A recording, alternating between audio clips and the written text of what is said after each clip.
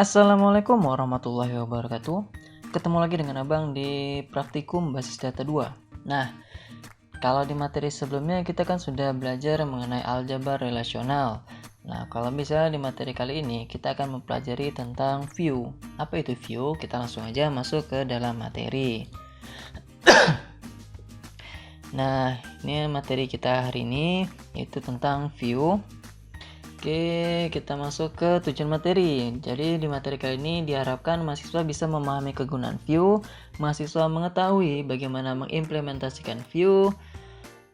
Oke, itu tujuannya. Sekarang kita masuk ke penjelasan materi. Apa itu view? View itu adalah perintah untuk membuat tabel virtual yang menyimpan kode SQL. Tabel yang dibuat sesungguhnya bukan tabel yang sebenarnya, melainkan dia ambil dari tabel atau view lainnya. View juga bisa diambil dari beberapa gabungan tabel atau view. Nah, jadi view itu adalah istilahnya tabel virtual gitu. Kalian kan pernah belajar nih di sistem informasi tentang operating system virtual atau virtual OS. Nah, kalian ini juga sama dengan view. Jadi view ini semacam tabel yang dia tidak ada, tapi bisa kita buat menjadi virtual gitu. Jadi kita buat secara virtual. Jadi tabelnya kita buat secara virtual untuk nanti bisa kita simpan dan kita bisa panggil berkali-kali. Nah, tujuan dari pembuatan view adalah untuk kenyamanan atau mempermudah penulisan query, terus juga untuk menyembunyikan beberapa kolom yang sifatnya rahasia, atau dalam beberapa kasus bisa digunakan untuk mempercepat proses menampilkan data. Nah, jadi kayak misalnya kalau misalnya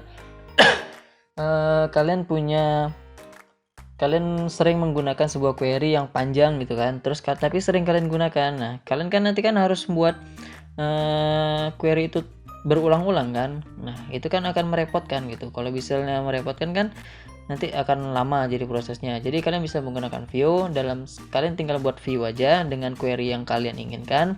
Nah, nanti kalau bisa sudah tinggal kalian panggil aja view-nya. Jadi lebih simple dan lebih gampang gitu.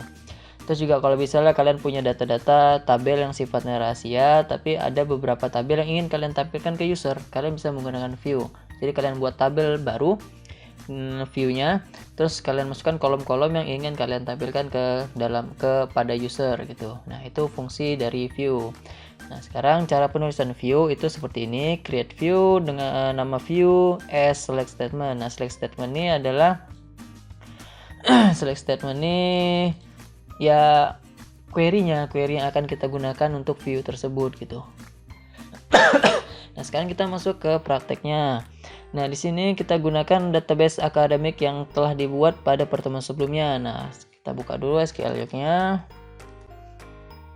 Oh iya, lupa ngidupin SAMPP-nya. Kita belum ngidupin SAMPP-nya. Kita hidupin dulu SAMPP-nya.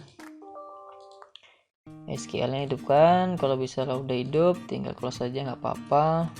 Kita buka SQL log-nya, connect. Nah, sudah. Ini ada database akademik. Nah, di sini ada view. View sini masih kosong karena kita belum buat view-nya. Nanti kita akan buat. Nah, di sini tabel udah sama seperti yang di pertemuan sebelumnya ya. Nah, terus kita langkah kedua tambahkan data berikut. Nah, di sini ada tambahan data 4. Jadi di tabel mahasiswa. Jadi kita tambah. Di sini Abang sudah menambah tabelnya. Sini udah ada Dedi, Supri, Bunga dan Sari. Sudah sama seperti yang ada di sini. Sudah Abang tambah sebelumnya. Jadi nanti kalian tinggal tambahkan aja ini di tabel kalian. Nah, terus langkah ketiga, gunakan query di bawah ini untuk membuat view usia dari mahasiswa. Nah, sini kita buat view-nya. Create view usia, nama view-nya usia S. Nah, sekarang select statement-nya. Kita tampilkan nama, TGL, lahir.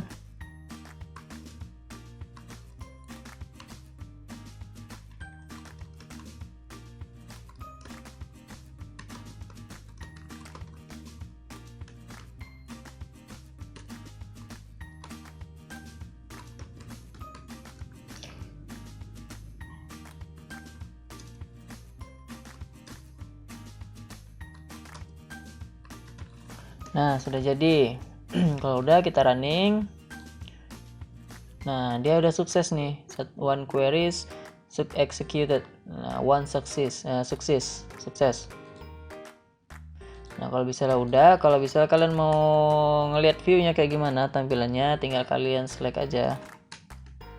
Select all from usia, karena tadi kan nama view-nya adalah usia. Nah, jadi select all from usia, tinggal kalian running. Nah, udah jadi tampil.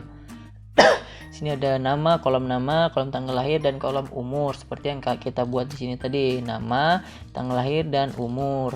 Nah, ini fungsinya buat apa, Bang? Nah, kita jelasin dikit ya, Bang jelasin dikit. Nah, di sini ini fungsi untuk menghitung usia, menghitung umur seseorang gitu. Jadi sini rumusnya adalah round. Round ini fungsi untuk membulatkan hitungan. Membulatkan hitungan, karena nanti kita kan menghitungnya kan pakai angka kan, jadi kita bulatkan aja. Lalu sini ada deaddiff. Deaddiff ini dia menghitung selisih tanggal yang mana dihitung sama dia. Nah, sini ada dua, now dan tanggal lahir, jadi sama dia dihitung. Ini now ini adalah format tanggal untuk menampilkan tanggal sekarang gitu ya. Kalau misalnya kita cek sini,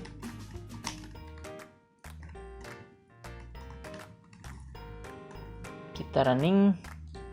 Nah, ini muncul tanggal sekarang, tanggal dan jam sekarang. Nah, jadi sini dia mencari selisih dari tanggal sekarang dan tanggal lahir. Dicari, dihitung selisihnya sama dia berapa. Kalau bisa udah ketemu, nanti dibagi dengan 365. Ini apa 365? Ini jumlah hari dalam 1 tahun. Jumlah hari dalam 1 tahun. Jadi setelah selisih dari tanggal sekarang dan tanggal lahir dia udah ketemu, maka dibagi dengan 365. Hasilnya akan dapat usianya berapa gitu. Nah, nolnya apa? Nol ini angka di belakang koma, karena kita nggak menggunakan angka di belakang koma, jadi kita nolkan aja. Oke. Setelah itu ini kita masukkan ke dalam kolom umur gitu. Nah, ini S umur ini fungsinya adalah untuk membuat sebuah kolom dengan nama umur gitu. Jadi kolomnya, kalau bisa S umur ini nggak ada sebenarnya bisa, tapi nanti nama tabel yang ini dia akan jadi panjang ini. Nah, nih, jadi ini dia nama tabelnya. Makanya kalau biar nggak panjang, jadi kita bikin aja nama kolomnya adalah umur gitu. Nah, itu untuk cara membuat view. Jadi sekarang kita sudah bisa membuat view-nya. Sudah ada view-nya. Kalau bisa di sini bisa dilihat, sini di refresh dulu.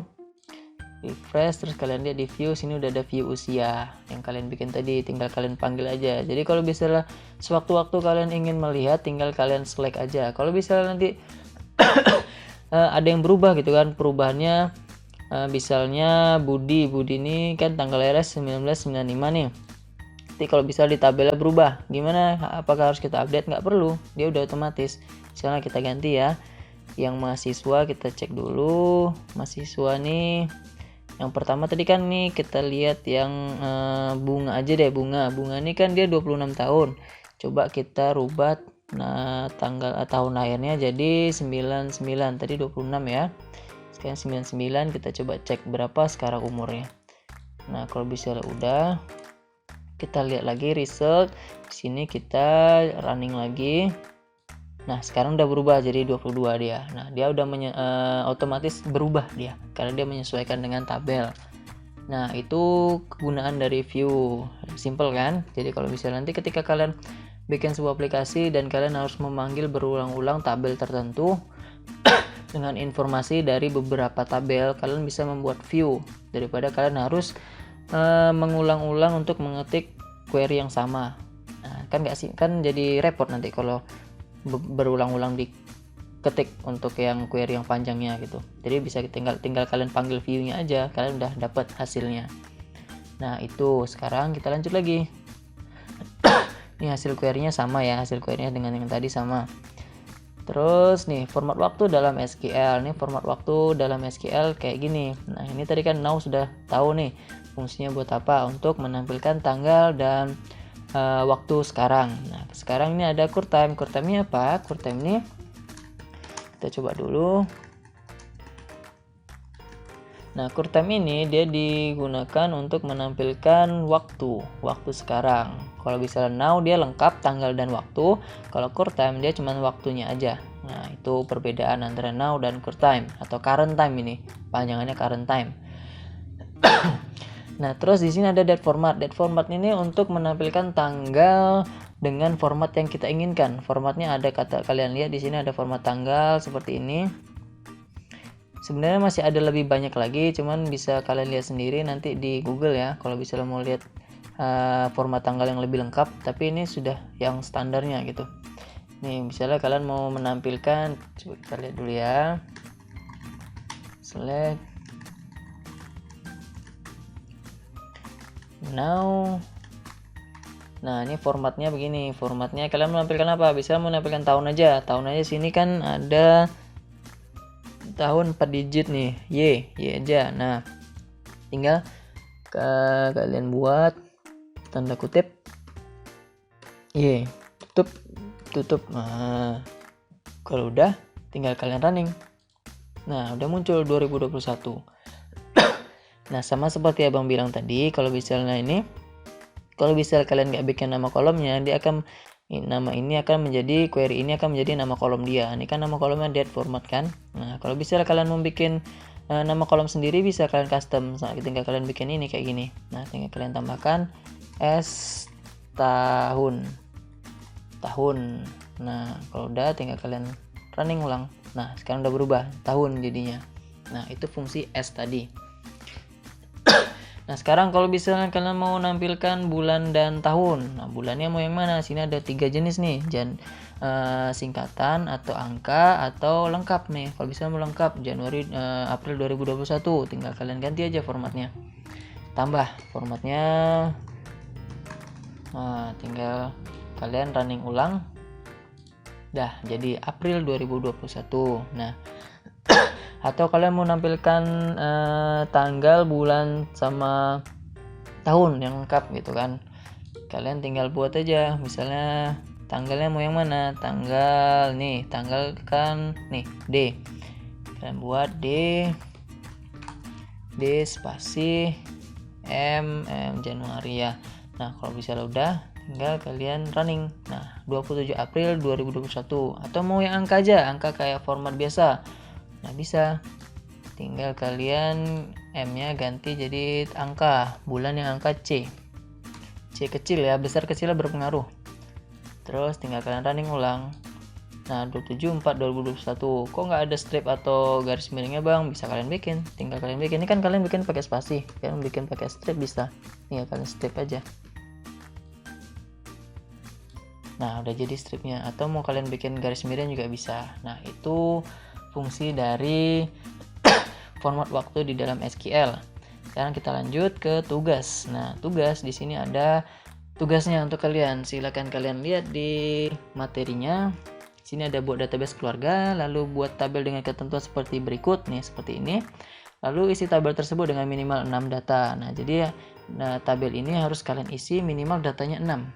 Kalau bisa kurang nilai kalian juga akan kurang. Kalau bisa lebih bagus. Nah, kalau misalnya udah diisi, nanti baru buat view yang menampung nama keluarga, hubungan beserta usia. Diurutkan dari usia yang paling tua ke usia yang paling muda. Nah, itu tugasnya. Setelah itu buat tugasnya dalam bentuk dokumen Word atau PDF. Di dalamnya isinya ada proses pembuatan database dan lain-lain. Tinggal kalian baca sendiri di materinya. Nah, jadi abang rasa untuk materi kali ini cukup sampai di sini untuk materi reviewnya. Kalau misalnya ada yang bingung, bisa kalian tanya langsung ke abang atau ke kakaknya. Misalnya kalian pas lagi praktek, ada nih yang error gitu kan. Ada yang query yang error, kalian udah lihat di tutorial tapi kok error juga pas kalian nyoba. Nah, kalian bisa tanya ke abang langsung atau ke kakaknya. Nah, itu dia. Jadi abang rasa cukup sampai di sini dulu materi untuk hari ini. Terima kasih atas perhatiannya. Sampai jumpa di pertemuan di materi selanjutnya. Assalamualaikum warahmatullahi wabarakatuh.